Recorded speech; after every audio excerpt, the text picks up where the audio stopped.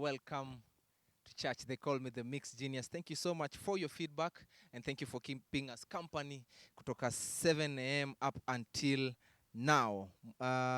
Mutai, unasema, I know who you are, walk in favor of the Lord and you will be confident to face the enemy. Asante sana. The Truth by NK unasema, the Lord is kind and merciful. He pardons all your iniquities, heals all your ills, he redeems your life from destruction. Noela, we unasema umebarikiwa sana na Sunday school. Unasema those kids are amazing. Yvonne Akinyi, unasema any song by Jimmy Gate, tutakushughulikia. Danny Vince unasema no one made a lock without a key, therefore your problems also have a solution. Pray and let God do the rest. Asante sana. Keep your feedback coming. Follow at DJ Sadiq, at Anton Diema, at KTN Tukuza and tweet using the hashtag Tukuza. Na leo tunafanya different kidogo, tuko nje na mgeni wetu wa siku ya leo anaitwa Janet Otieno. Mam, karibu sana. Asante sana. Karibu sana. Imekuwa muda kidogo. Ndio imekuwa muda. Umekuwa wapi? Nimekuepo, nimekuwa around. Bado wakati mwingine unapatia Mungu nafasi ya kuzungumza jambo. Alafu Mungu akishaongea, alafu unakuja. Unafanya kitu. Na labda kuna watu wanatizama Tukuza na wanashindwa, madam mrembo unamuona kwa mara ya kwanza ni yupi? Maybe hawakufahamu, unaweza jiintroduce tu. Mimi naitwa Janet Otieno. Ni Janet Otieno, ameokoka, nampenda Yesu. Alafu nimeolewa na niko na watoto. Ndio. Maybe how has it been, especially ministry vile ni very demanding. Most of the times you're traveling for gigs, for functions, for conferences and so on, and there's family. How has it been for you and just balancing all these things? When I started singing, balancing ilikuwa ngumu kidogo. Lakini vile siku zimezidi kuendelea, nafikiri pamoja na kujipanga. Unajua ukiwa umeshaingia kwenye huduma, alafu unaona ya kwamba ni kazi ya Mungu na lazima ifanywe. Kwa hivyo unajipanga. Kila kitu nimekuja kugundua ya kwamba ni kujipanga, na Mungu pia amenisaidia kabisa kuendelea kujua jinsi gani ya kuifanya. Kabisa. Na sijui katika hali ya huduma, what can you say is your biggest achievement ama biggest platform ambayo ushaiweza kuminister? Gani ilikufurahisha kabisa? Ilinifurahisha kabisa. Ile ilinifurahisha kabisa ni ya kwamba nilienda kwa shule ya inaitwa university ya watu. Unajua university mostly imebeba vijana. Na nilienda kama mama, unaelewa? Kweli. Kule Eldoret. Na nilipofika pale, yani niliona kitu cha tofauti kabisa, pamoja na kwamba nilitembea na vijana ambaye bado wako na nguvu sana, vijana ambaye wana ile nani, unaelewa? Ile energy. Lakini nilifika pale, wale wanafunzi kwa kweli walinikaribisha vizuri. Yani unajua tunafanya kazi ya Mungu, na pale unapofika mahali alafu unakaribishwa vizuri na wewe unajisikia kwamba ndio tunafanya kazi ya Mungu. Kwa hivyo nilipenda sana, na ni Eldoret. Siwezi sema ni Amerika ama wapi, nilipenda huduma ambaye nilifanya Eldoret kabisa. Kwa shule ya watoto university kule Moi Eldoret. Hiyo ni jambo la busara kupata pia your music inakata cross not only to people your age but kwa vijana pia. Na most of the time katika tu hiyo hali ya huduma unakuta sometimes tuko so consumed na the ministry part, traveling and so on, that unakuta personal lives zetu na God aziko very intact. Yani tunafanya kazi ya Mungu lakini Mungu mwenyewe hatumfahamu ama hatuna uhusiano wa karibu naye. Sijui as a person what is that thing that keeps you very close to God and that keeps your personal relationship with God intact even as you continue to minister to other people through your gift? Kitu ya kwanza kabisa, unapojikuta, sidhani kama ni kujikuta kwa sababu kuna kuitwa. Unapoitwa kufanya kazi ya Mungu, haswa kwa uimbaji, haikuagi ni kitu unakuja tu. Kwa hivyo kitu ya kwanza kabisa ni kujua ya kwamba niko hapa kwa ajili gani. Why are you here? Ulianza kufanya hii huduma kwa sababu gani?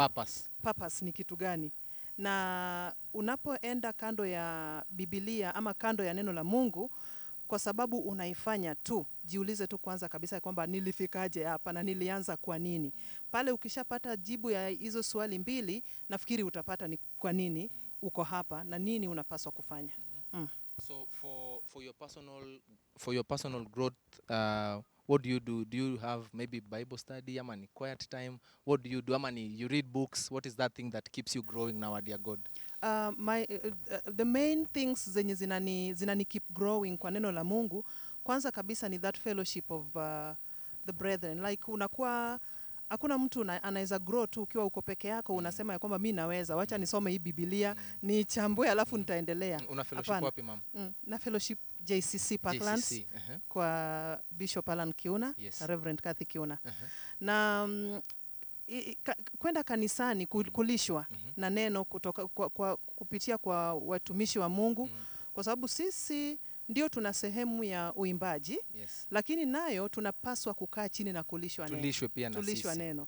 Sasa pale unapokaa chini na unalishwa neno, una grow.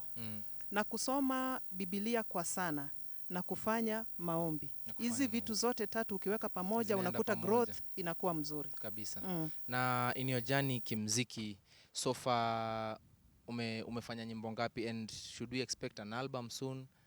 Ndio. Nimefanya nyimbo kadhaa. Ni nyingi. Ni nyingi, ni nyingi zinaweza fika kama 11 hivi. Kama 11 hivi. Hata hivyo kuna album ambayo iko nje already, inaitwa Napokea Kwako, Yeah. imebaki tu kulonchiwa. Ni the official The official release ndio bado, lakini ukitaka nyimbo pale ukienda kwenye maduka ya nyimbo za Injili unazikuta zipo. Kabisa. Ndio. Na mama, nataka nikupatie ka challenge kidogo. Sawa. Kwa industry sijui which is your favorite song by a fellow artist. Ngoma gani unapenda na ya msanii yupi? Napenda wimbo ambayo inaitwa Ndio Yako. Ndio Yako. Ndio Yako by Gloria Muliro. By Gloria Muliro. Naenda kukuambia ni kwa nini naipenda. Kuna part ambaye anasema ingelikuwa Mungu anauliza mwanadamu jinsi ya kumtendea mwanadamu mwingine, si ndio? Yes. Basi mtu kama mimi labda nisingekuwa mahali nilipo. Kwa hivyo unakuta ni ya kwamba sihitaji ndio ya binadamu mwenzangu. Ni ndio ya Mungu tu ndio nataka, na akisema ndio, basi hata kama ukisema ni hapana, ameshasema nitakwenda tu. Kabisa. Tuimbie tu Ndio Yako kidogo. Hiyo ndio challenge. Sawa, challenge yangu ni nahitaji ndio yako Yesu tu, mimi nataka ndio yako Yesu tu, ndio yako ndio itanisimamisha, ndio yako itanifungulia milango. Kwa hivyo Yesu akisema ndio ni hivyo tu, hakuna mtu mwingine hata nani akuja apinge. Na kisha sema ndio ni hivyo. Kabisa. Ndio. Na mama, nakufollow sana kwa mtandao, and most of the time nikiangalia comments na feedback, ladies especially wanakuwa sana inspired by how you do your things, how you do your ministry, how you live out your personal life. Wanakuwa inspired by your ministry, by your personal life. Sijui encouragement gani ungependa tu kupatia the ladies out there? Najua kuna wale number one wana go through different things, wanapitia maybe difficult stuff and so on, na kuna wale pia wako gifted kimziki, wangependa kujua nitafikaje mahali Janet Otieno amefika. Na basically kuwa encourage tu. Kuwa encourage. Yeah. Naenda kuanza na wale ambaye labda ndio wanaanza kimuziki.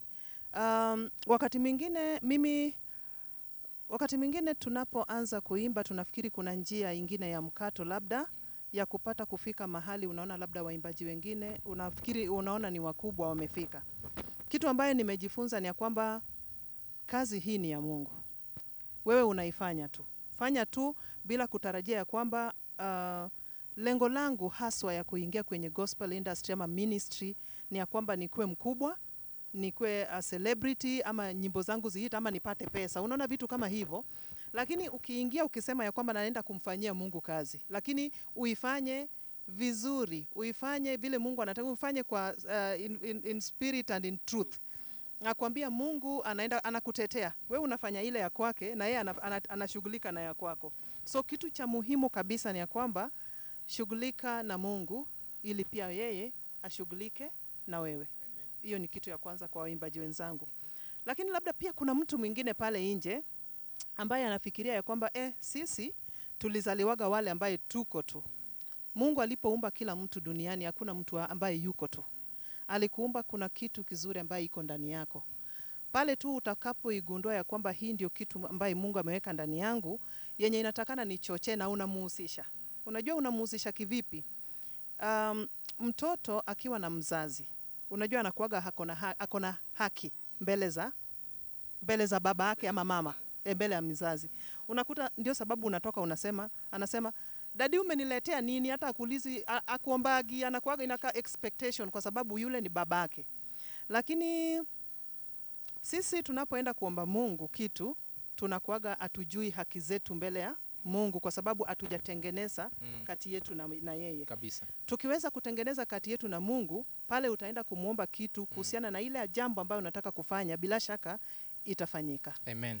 Na Janet, just as we wind up, ningependa tu introduce your new song ambayo tulipromise watu tangu show ianze, ndio tuweze kuicheza, au sio? Ndio. Naam, Ndio. kwa ile kamera. So nina wimbo ambaye inaitwa Bisha. Mungu anasema yeni ukibisha tu mlango itafunguliwa, na ile ambayo unaitisha hicho ndio atakupa. Kwa hivyo wimbo ambaye nina introduce leo ni wimbo mpya. Sijaiweka kwenye YouTube, naenda kuiweka kwenye YouTube sasa hivi. Tukimaliza inaingia YouTube moja kwa moja.